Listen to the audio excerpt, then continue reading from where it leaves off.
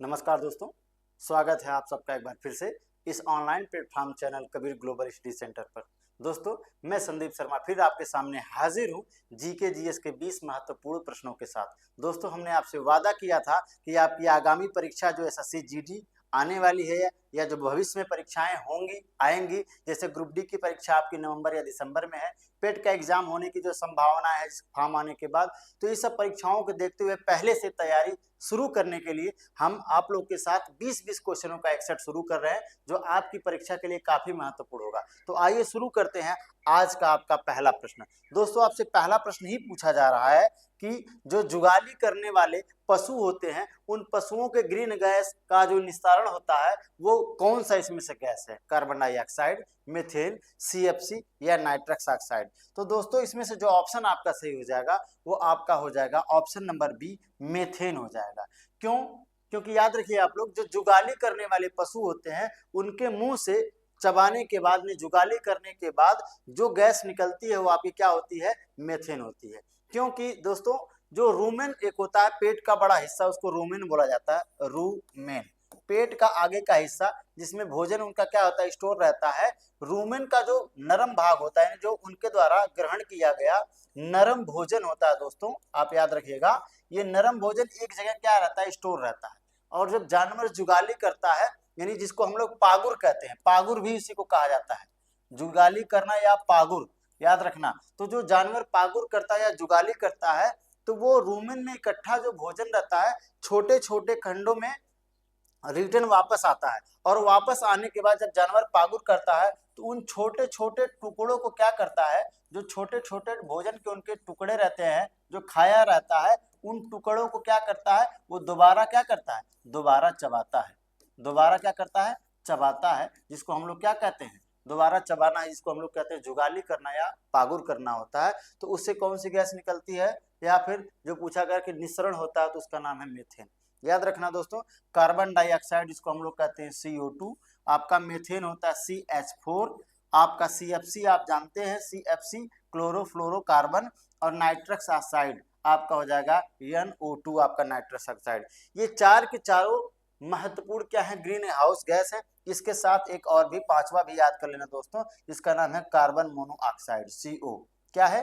Carbon monoxide. अगर आपसे पूछा जाए कि कौन कौन से ग्रीन हाउस के महत्वपूर्ण गैस हैं तो उनका नाम बता दीजिएगा। एक कार्बन डाइऑक्साइड, दूसरा है मीथेन, CFC, नाइट्रस ऑक्साइड और कार्बन मोनोऑक्साइड। ये 5 गैस हैं किसके अंतर्गत जो आते हैं? जो ग्रीन हाउस गैस के अंतर्गत आते हैं। तो ये दोस्तों एक क्वेश्चन आपके लिए कई बार परीक्षा में आ भी चुका है, और साइंस वाले क्वेश्चन के जो आते हैं 4-5 क्वेश्चन, उसमें से काफी महत्वपूर्ण प्रश्न एक प्रश्न हो जाता है, इसको आप याद रखिएगा।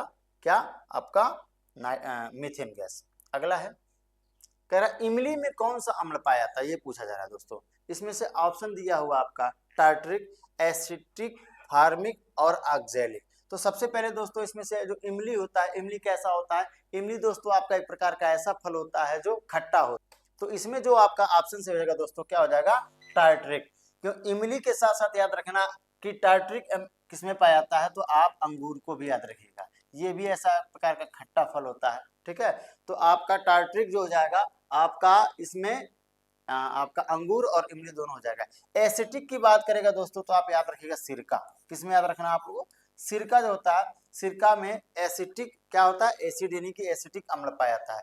फार्मिक के बारे में दोस्तों हमने कई बार क्लास में जिक्र किया है, लेकिन फिर से बता देते हैं कि जो लाल चींटी होती है, लाल चींटी याद रखिएगा, लाल चींटी के डंक में क्या होता है? जो काटती है लाल चींटी, उसमें आपका फार्मिक एसिड पाया जाता है। इसके साथ दोस्तों किसमें? मधुमक्खी, मधुमक्खी होता है। जो मधुमक्खी में भी क्या होता है दोस्तों? जो डंक मारती है उसमें भी आपका फार्मिक एसिड पाया जाता है। इसमें भी बिच्छू जो होता है, बिच्छू भी डंक मारता है, बिच्छू, तो बिच्छू जो काटता है डंक मारता है, बिच्छू में भी क्या होता है? उसमें भी फार्मिक एसिड पाया जाता है। इसके साथ जो दीमक होता है दोस्तों, याद रखना, दीमक में भी आपका क्या होता है? दीमक में भी फार्मिक एसिड पाया जाता है। और जो बर्रा होता है, इसको हम लोग हड्डी कहते हैं, तो जो बर्रा होता है, याद रखना दोस्तों, क्या होता है? बर्रा, बड़ा वाला या छोटा वाला, उसमें भी क्या होता है? फार्मिक एसिड पाया जाता है। तो इनमें तो इतने लोगों में क्या आता है? फार्मिक एसिड पाया जाता है। नेचर ने, प्रकृति ने इनको अपनी सुरक्षा प्रदान करने के लिए फार्मिक एसिड जैसे तत्व को प्रदान किया है। अगला पूछ लिए, इसमें पूछ रहा है ऑक्जेलिक एसिड, अगर आपसे पूछ लेगा तो ऑक्जेलिक एसिड किसके अंतर्गत पाया जाता है। मैंने आपको एक बार बताया था कि जो ऑक्जेलिक एसिड होता है टमाटर में पाया जाता है। किसमें? टमाटर। याद रखना, टमाटर का जो बीज होता है वो ऑक्जेलिक एसिड का ही समझिए बना होता है। और आपको बताए थे पिछले ही वीडियो में जो पहला सेट करवाए हैं उसमें हमने आपको बताया था कि कैल्शियम और ऑक्जेलेट की मात्रा ज्यादा होने की वजह से शरीर में पथरी बन जाता है, जिसको हम लोग कैल्शियम ऑक्जेलेट कहते हैं। ठीक है, तो इसका आंसर आपका ए वाला से हो जाएगा, टार्ट्रिक। सबको आप याद रखिएगा। अगला प्रश्न देखते हैं। कह रहा अम्लीय मृदा की अम्लीयता को दूर करने के लिए क्या मिलाया जाता है।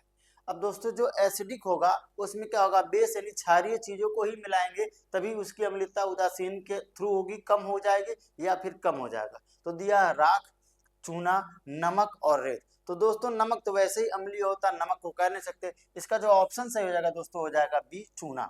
यानी चूना जो होता है दोस्तों, आप देखिए कभी भी क्या होता है, जो अभी हमने कहा कि जो बर्रा होता है या फिर मधुमक्खी होती है काट लेते तो लोग क्या लगा देते हैं, चूना लगा देते हैं। और चूना लगाने का रीजन ये होता है कि चूने में क्या पाया जाता है, क्षार।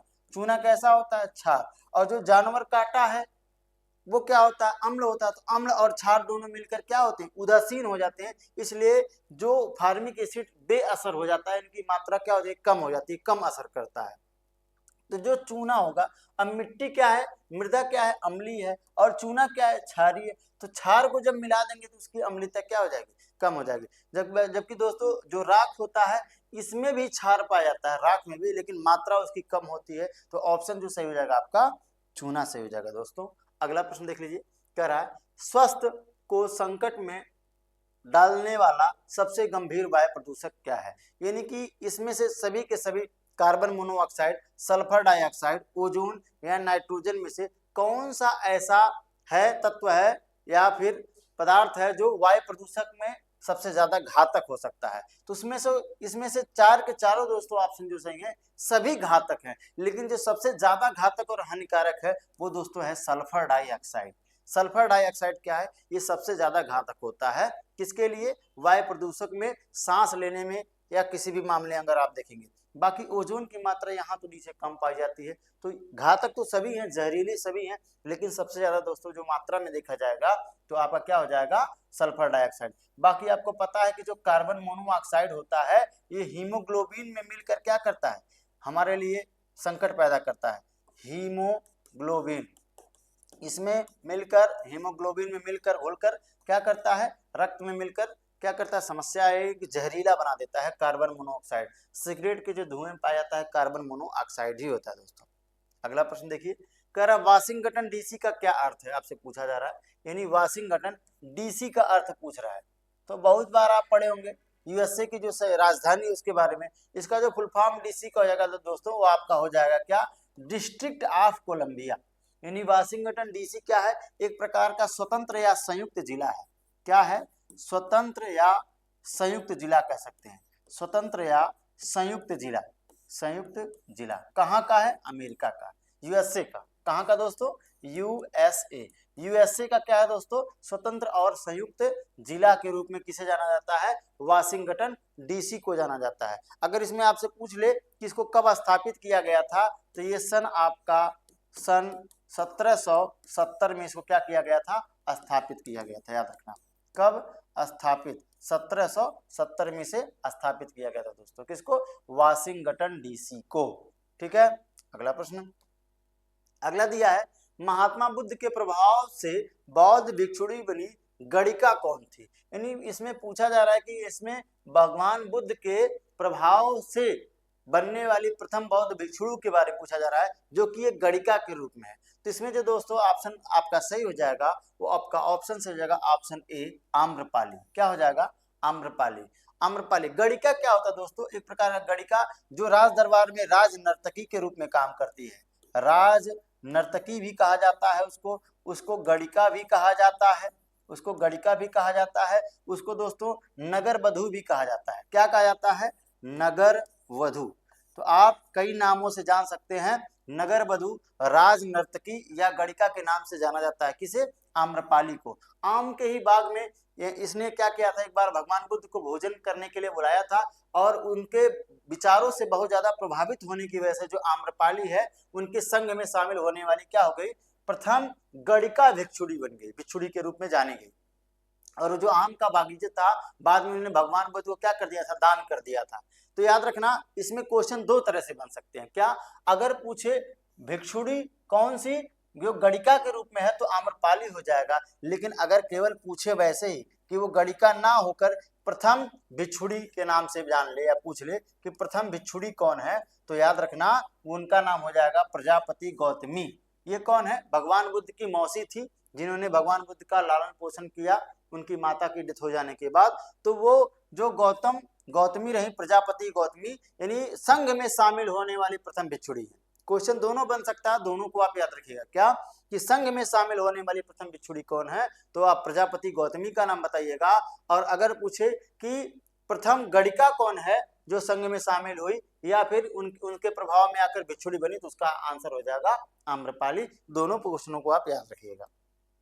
अगला प्रश्न है, लहसुन के विशिष्ट गंध का कारण क्या है। क्वेश्चन भी बहुत बढ़िया दोस्तों। लहसुन जो होता है, पहली बात याद रखना, एक प्रकार का क्या होता है, एक प्रकार का तना होता है। क्या होता है दोस्तों, तना होता है, जो आप याद रखिएगा, क्योंकि कंफ्यूज होता है कि जड़ है कि तना। तो याद रखना लहसुन के नीचे जो रूट्स बने होते हैं वो उसकी जड़ होती है। लहसुन क्या, खाया जाने वाला भाग या लहसुन एक प्रकार का तना होता है, जिसको अब इसमें क्या पूछ रहा है, इस पूछ रहा है कि विशिष्ट गंध का कारण क्या है। तो ऑप्शन दिया है अम्लीय पदार्थ, एल्काइड, सल्फर यौगिक और नाइट्रोजन। तो इसमें जो ऑप्शन दोस्तों सही हो जाएगा, क्या हो जाएगा आपका, सल्फर यौगिक। सल्फर यौगिक कब यौगिक ये होता है, जब लहसुन को कूटा जाता है या पीसा जाता है। कूटते हैं उसको, कूटा जाता है या पीसा जाता है मसाले में, तो आप देखेंगे कूटने या पीसने के बाद एक प्रकार की तीक्ष्ण गंध आती है। तो इसमें क्या होता है कि कूटने या पीसने के बाद क्या होता है, एसिलीन, एसिलीन, एसिलीन नाम का एक क्या होता है, पदार्थ होता है जो सक्रिय हो जाता है। क्या होता है दोस्तों, सक्रिय हो जाता है। वैसे नहीं, जब उसको मसाले में या काटने खाने के लिए जब उसका प्रयोग करते हैं, कूटते या पीसते हैं, ठीक है, पीसा जाता है, तो क्या हो जाता है, उसमें जो एसिलीन तत्व मौजूद है, यानी वो क्या, इसी से सल्फर यौगिक बनता है, तो वो क्या होता है कि सक्रिय हो जाता है, जिसके कारण से दोस्तों क्या होती है, विशिष्ट प्रकार की गंध निकलती है। तो इसका ऑप्शन आप याद रखिएगा, ऑप्शन नंबर सी। अगला प्रश्न देखिए, कह रहा है फ्लेमिंगो सिटी जो है कहाँ पर अवस्थित है। एक सिटी के नाम से पूछा जा रहा है कि फ्लेमिंगो सिटी। पहली बात याद रखना दोस्तों, ये है कहाँ पर, तो ऑप्शन जो सही हो जाएगा आपका गुजरात। कहाँ पर है, गुजरात में। कहाँ पर है, तो याद रखना कक्ष के रण में। कहाँ पे दोस्तों, कक्ष के रण में है। ये कक्ष के रण पे क्या है, एक प्रकार का द्वीप है। द्वीप है, द्वीप जानते हैं जो चारों तरफ से क्या हो, पानी से घिरा हो, उसे द्वीप कहते हैं।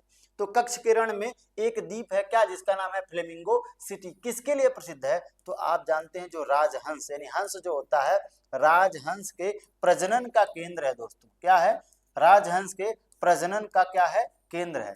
कौन सा सिटी, फ्लेमिंगो सिटी। कहाँ पर अवस्थित है, गुजरात में अवस्थित है। इसे याद रखिएगा, ये भी बहुत ही अच्छा सा और इंपॉर्टेंट प्रश्न है दोस्तों।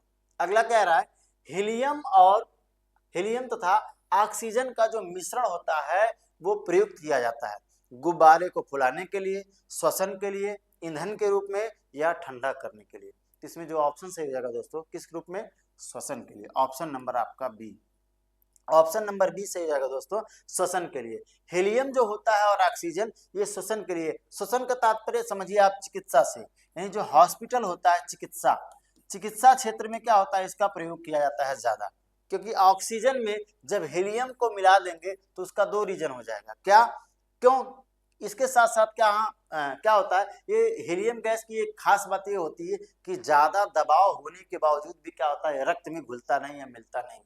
क्या होता है कि ज्यादा प्रेशर होने पर, यानी ज्यादा प्रेशर पर क्या होता है, रक्त में दोस्तों क्या होता है, रक्त में घुलता नहीं, रक्त में घुलता नहीं, ज्यादा दबाव होने पर रक्त में घुलता नहीं है। इसी कारण से दोस्तों क्या करते हैं, जो गोताखोर होते हैं, गोताखोर, वो भी क्या करते हैं, ऑक्सीजन के साथ हीलियम को मिलाकर, यानी ऑक्सीजन के साथ हीलियम को मिलाकर क्या करते हैं, गहराई पे चले जाते हैं, बहुत ज्यादा गहराई तक चले जाते हैं। उसका रीजन यही है कि गोताखोर भी क्या करते हैं, इसका प्रयोग करते हैं। यह कारण आपको हमने बताया कि बहुत ज्यादा दबाव या प्रेशर होने पर दोस्तों क्या होगा, ये रक्त में घुलेगा या मिलेगा नहीं। इस कारण से गोताखोर और डॉक्टर हॉस्पिटल में भी क्या कर सकते हैं, इसका प्रयोग करते हैं। अगला प्रश्न देखते हैं, कह रहा हवाई जहाज में पाए जाने वाला ब्लैक बॉक्स का रंग क्या होता है, रंग पूछ रहा दोस्तों। लिखा है ब्लैक बॉक्स, लेकिन रंग कैसा होता है दोस्तों। जब भी कोई वायुयान या हवाई जहाज दुर्घटना होता है तो उसके अंदर एक ब्लैक बॉक्स रखा जाता है, जिसका कलर दोस्तों क्या होता है, नारंगी होता है। याद रखिएगा क्या होता है दोस्तों, नारंगी। नाम तो दिया है ब्लैक बॉक्स, लेकिन होता कैसा दोस्तों, क्या होता है, नारंगी होता है। ब्लैक बॉक्स की खास बात क्या होती है, यह एक प्रकार का क्या दोस्तों, डिजिटल यंत्र है या डिजिटल उपकरण है, आप ऐसा कह सकते हैं, डिजिटल उपकरण है। क्या क्या खास बात होती है इस ब्लैक बॉक्स की, इसकी खास बात ये होती है कि ये कभी भी अगर कोई दुर्घटना होता है तो 30 दिन तक दोस्तों क्या करता है, ये बीप की आवाज करता है, बीप की आवाज करता रहता है। क्या करता है, बीप की आवाज, यानी 30 दिनों तक क्या करेगा, क्योंकि उसको ढूंढने में, खोजने में उस ब्लैक बॉक्स को जो नारंगी कलर का होता है सुविधा होती है, इसलिए उसको 30 दिन तक कम से कम आवाज करेगा। दूसरी बात याद रखना दोस्तों, ये कम से कम 1100 डिग्री सेल्सियस तक का क्या कर सकता है, अगर भीषण गर्मी हो यानी आग हो उसको, और साथ साथ अगर बहुत ज्यादा प्रेशर हो, कहीं समुद्र में गिर गया हो, गहराई में हो, समुद्र की गहराई में, कहां पर, समुद्र गहराई में दोस्तों, तो भी क्या होगा, वो नुकसानदायक नहीं, क्षतिग्रस्त नहीं होगा। क्या, आपका जो डिजिटल उपकरण है ब्लैक बॉक्स। तो इस कारण से क्या होता है कि इसको इस तरह से मॉडिफाई किया गया है, बनाया गया है, जिसके कारण से ये दोनों खासियत, खास बात इसमें रहती है। क्यों ऐसा किया जाता है दोस्तों, क्यों, क्योंकि इसका काम ही होता है, अगर आपसे पूछ ले कि ब्लैक बॉक्स जो नारंगी कलर का होता है इसका काम क्या होता है, तो जो पायलट आपस में बातचीत करते हैं, जो पायलट क्या करते हैं, बातचीत करते हैं आपस में, क्या करते हैं दोस्तों, जो बातचीत करते हैं, और जितनी भी वायुयान के अंतर्गत जो भी गतिविधियां होती हैं, गतिविधियां, उन गतिविधियों को रिकॉर्ड करने का काम कौन करता है दोस्तों, यही करता है, गतिविधियों को क्या करता है, रिकॉर्ड करता है, गतिविधियों को क्या करता है, रिकॉर्ड करता है। तो इसको आप याद रखिएगा, इन पायलट के द्वारा क्या बातचीत की जा रही है या कौन कौन सी गतिविधियां उसमें हो रही हैं, उन सभी एक्टिविटियों को देखने का काम कौन करता है, ब्लैक बॉक्स करता है, जो कि किस रंग का होता है दोस्तों, नारंगी होता है। तो कम से कम आप इतना जरूर याद रखिएगा, कहां पर होता है, ये हवाई जहाज में होता है। चलिए अगला प्रश्न देखिए, कह रहा है दीनबंधु मित्र ने अपना नाटक नील दर्पण किस विषय वस्तु के संदर्भ में लिखा। दोस्तों जब नील की खेती की जा रही थी तो उस समय ब्रिटिश हुकूमत के द्वारा क्या किया गया कि जो यहाँ के किसान थे उनसे जबरदस्ती खेती करवाई जा रही थी और उनको बहुत ज्यादा प्रताड़ित किया जा रहा था। तो इसका जो ऑप्शन सही हो जाएगा, नील उत्पादक किसानों के उत्पीड़न से संबंधित है। क्या, कौन सा, तो आप याद रखना दोस्तों, नील दर्पण। क्या, नील दर्पण है क्या, ये नील दर्पण तो एक प्रकार की रचना है जो किसके द्वारा की गई है, दीनबंधु में। अगर दोस्तों आपसे कभी पूछ ले कि नील दर्पण कब लिखा गया है तो इसको आप बता दीजिएगा, नील दर्पण जो लिखा गया है वो आपका 1860 में। कब, 1860 में। कब लिखा गया दोस्तों, 1860 में इसका क्या किया गया, प्रकाशित कर दिया गया था नील दर्पण को। किससे संबंधित है, नील की खेती करने वाले किसानों से। ठीक है, तो ये भी बढ़िया क्वेश्चन, इसको भी आप याद रखिएगा। अगला कह रहा है किस मृदा को कम सिंचाई की आवश्यकता होती है। कौन सी मृदा, फिलहाल देखिए दोस्तों याद रखना आप, कम से कम कितने प्रकार की होती है, कुल 8 प्रकार की होती है। किसी क्लास में इसको भी कंप्लीट करवा दिया जाएगा, उनके प्रकारों के उपयोगों के बारे में। तो 8 प्रकार की जो मृदा होती है, 4 तो आपके सामने दे दिया गया है। इसमें से कह रहा है कि कौन सी मृदा ऐसी है जिसको नमी क्या करता है, मृदा नमी को रोकता है, यानी कि जल को अवशोषित करने की या जल को धारण करने की क्षमता किस मृदा की होती है, तो वो ऑप्शन सही हो जाएगा दोस्तों, काली मृदा। काली मृदा को दोस्तों हम लोग क्या कहते हैं, रेंगूर। क्या कहते हैं, रेंगूर मिट्टी के नाम से इसे जाना जाता है, या रेंगूर मृदा के नाम से जानते हैं। तो रेंगूर मृदा या फिर काली मृदा होती है, इसकी जो जल अवशोषक क्षमता होती है अन्य की तुलना में ज्यादा होता है। काली मिट्टी में दोस्तों क्या होता है, ज्यादातर कपास का उगाया जाता है। अगर आपसे पूछ रहे कि कौन सी ऐसी मिट्टी होती है जिसकी जल धारक क्षमता बहुत कम होती है, तो होती है रेतीली, रेतीली मिट्टी दोस्तों, या फिर चिकनी मिट्टी। रेतीली मिट्टी या फिर चिकनी मिट्टी, याद रखिएगा। ये किसके अंतर्गत आती है, तो ये जो आती है जलोढ़ मिट्टी के अंतर्गत आता है दोस्तों, जलोढ़ मिट्टी। जलोढ़ मिट्टी के अंतर्गत आने वाली दोनों मिट्टियां होती हैं। किसी के टुकड़े बहुत बारीक होते हैं, छोटे होते हैं, तो उस आधार पर इन मिट्टियों को बांटा गया है, रेतीली मिट्टी या फिर चिकनी मिट्टी, याद रखिएगा। तो अगला प्रश्न देखते हैं, खाना बनाने एवं स्वाद हेतु प्रयोग किया जाने वाला अदरक राइजोम है। तो अभी हमने आपको पिछले वाले पीछे पॉइंट में भी 2-3 क्वेश्चनों से पहले हमने लहसुन के बारे में बताया था, और यहाँ पे देखिए अदरक के बारे में पूछा जा रहा है। अदरक जो होता है दोस्तों याद रखना, अदरक भी एक प्रकार का क्या है, तना है। क्या है, अदरक भी क्या है दोस्तों, एक प्रकार का तना है। कौन सा तना है, भूमिगत तना है। क्या है दोस्तों, भूमिगत तना है, इसको भी याद रखिएगा। तो इसमें ऑप्शन आपका ए सही हो जाएगा, भूमिगत तना। अगला प्रश्न देख लीजिए, करा एक लोहे की गेंद पारद या मरकरी जो होता है से भारी बाल्टी से गिराई जाती है तो क्या होगा। यानी समझिए कोई अगर एक बाल्टी रख दिया जाए, उस बाल्टी में क्या हो, आपका पानी भी रखा हो और क्या रखा हो दोस्तों, उसमें पारा भी डाल दिया जाए, तो कह रहा है क्या होगा, यह बाल्टी की पेंदी में बैठ जाएगी, यह पारे या फिर पारद की सतह पर तैरेगी, यह घुल जाएगी, या इनमें से कोई नहीं। तो इसमें जो ऑप्शन सही हो जाएगा दोस्तों, ऑप्शन नंबर आपका बी सही हो जाएगा, यह पारे की सतह पर तैरेगी। क्यों तैरेगी, क्योंकि दोस्तों याद रखना आप, लोहे का जो घनत्व होता है, लोहे का जो घनत्व होता है क्या होता है, कम होता है। लोहे का घनत्व कम होता है किसकी तुलना में, पारे की। ठीक है, पारे से, यानी पारे से क्या होता है, कम होता है। जिसका घनत्व ज्यादा होगा वो नीचे होगा, जिसका घनत्व कम होगा वो ऊपर होगा। तो लोहा पारे के ऊपर तैरेगा दोस्तों, इसका कारण यही है। ऑप्शन नंबर आपका क्या सही हो जाएगा, बी। यानी इसमें रखा गया जो लोहा रहेगा वो क्या रहेगा, लोहे के ऊपर, यहाँ पे लोहा ऊपर हो जाएगा, ऊपर हो जाएगा लोहा, और जो पारा रहेगा वो क्या होगा, नीचे इसके रहेगा। इसको याद रखिएगा। पारे की खास बात क्या होती है दोस्तों, पारा एक प्रकार का ऐसा धातु है जो मात्र एक ऐसा धातु है जो तरल अवस्था में पाया जाता है। याद रखना, किसमें, तरल अवस्था में, तरल अवस्था में पाए जाने वाला एकमात्र क्या है, धातु है।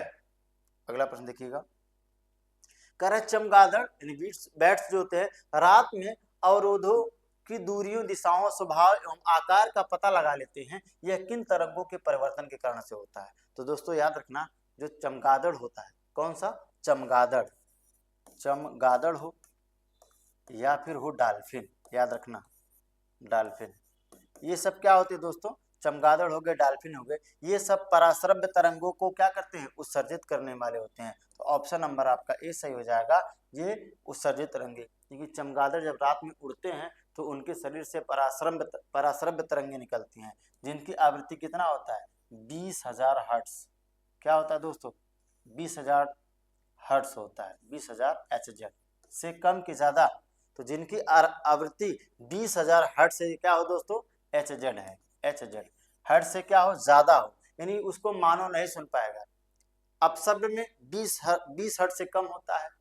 ठीक है, अवश्रव्य जो 20 हर्ट्ज से लेके 20,000 के बीच में हो वो होता है, और पराश्रव्य दोस्तों 20,000 हर्ट्ज से जो ज्यादा हो, इसको भी मानव कान के द्वारा नहीं सुना जा सकता। मानव इसको क्या करेगा, इसको मानव नहीं सुन पाएगा। तो याद रखना, इसका आंसर जो सही हो जाएगा क्या हो जाएगा, आपका ए वाला सही हो जाएगा। अगला प्रश्न देख लीजिए, कह रहा है मस्टर्ड गैस का उपयोग किया जाता है। मस्टर्ड मतलब होता है दोस्तों सरसों। क्या होता है, सरसों, यानी सरसों, इससे बनाए, इसके तरल पदार्थों से यानी सरसों के तेल से बनाए जाने वाला जो गैस होता है, मस्टर्ड ऑयल कह रहा है, ईंधन के रूप में, रासायनिक युद्ध में, और सरसों के तेल के स्रोत में, या फिर निर्गंधीकरण के क्षेत्र में। तो इसमें जो ऑप्शन से हो जाएगा दोस्तों, याद रखना ऑप्शन नंबर आपका बी से हो जाएगा, रासायनिक युद्ध में।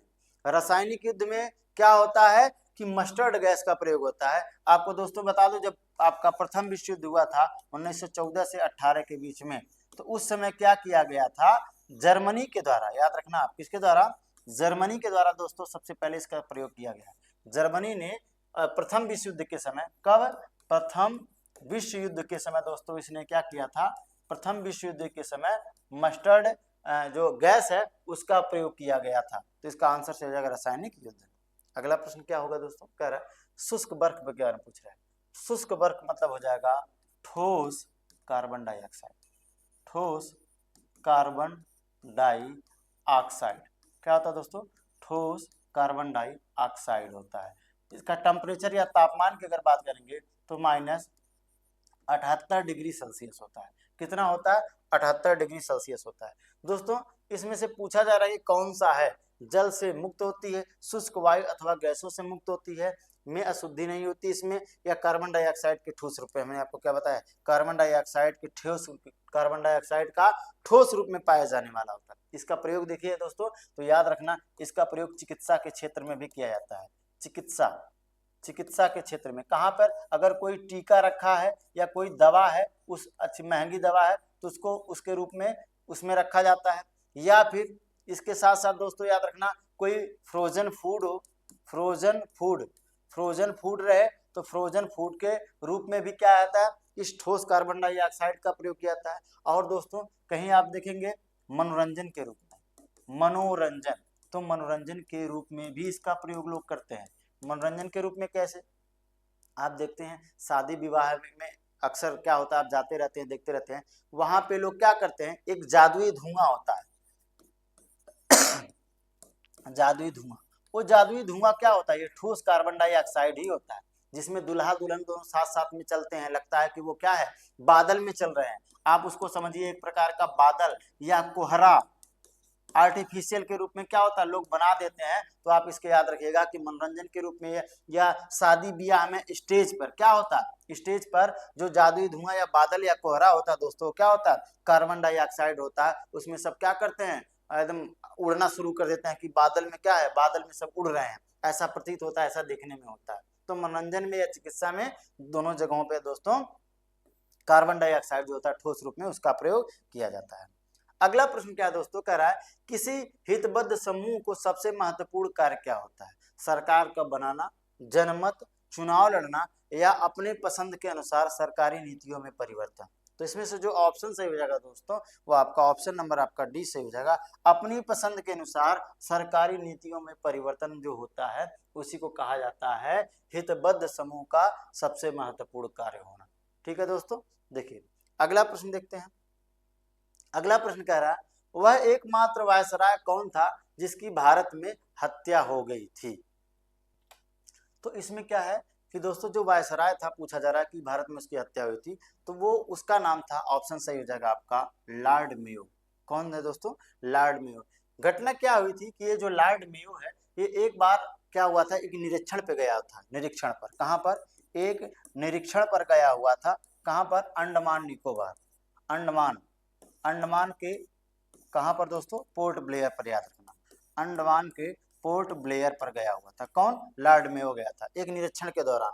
तो उस समय क्या हुआ था, एक व्यक्ति था अफगान, उसका क्या नाम, एक अफगान था, अफगान था दोस्तों। और ये क्या था, ये अफगानी जो था, ये कैदी था, अफगानी कैदी था, यानी कैद करके वहां पे था, इसको रखा गया था, एक कैदी था। इस कैदी ने का नाम था अफरीदी, शेर अफरीदी,